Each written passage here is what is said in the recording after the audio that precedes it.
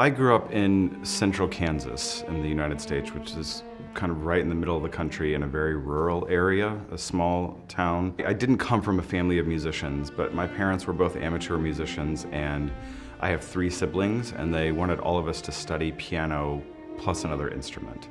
So we all did that. For them, it was purely for edification. They had no designs of any of us becoming professional musicians. And in fact, when a couple of us went that direction, I think they were slightly alarmed. So when I became interested in conducting, I was going to a very small private liberal arts school in Kansas, where I'm from, and I phoned up every professional conductor within a 3 or 4 hour drive. And one of them agreed to mentor me, which was wonderful because he was very experienced. He knew the repertoire very well. He was very unassuming and very generous with his time.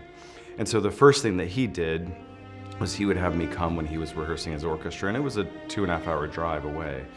And he would put a chair in the middle of the orchestra, because what he wanted me to see is being interested in conducting what actually happened. His adage was that being a conductor is somewhat like being like a lawyer, right? When we think of a lawyer, you think of Tom Cruise in the courtroom arguing and all these objections and these passionate sort of TV lawyers, right? But in reality, what a lawyer spends most of their time doing research and reading other cases and what's precedent, what are all the and gathering all of this information. And that's what a conductor does. We spend 90% of our time studying scores. To be a successful conductor, I needed to be the best musician possible.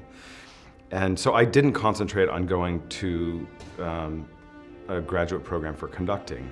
I went to continue studying piano and to work with singers and to learn languages and to play chamber music, because being a successful conductor is about having something to say. And if you have something to say and then you have a reasonable physical gift, that comes through. And the orchestra can sense when you have something in your mind and in your heart that has to come out. And this is why some conductors are not even that clear with the hands, but they create something very magical because it's here and it's here.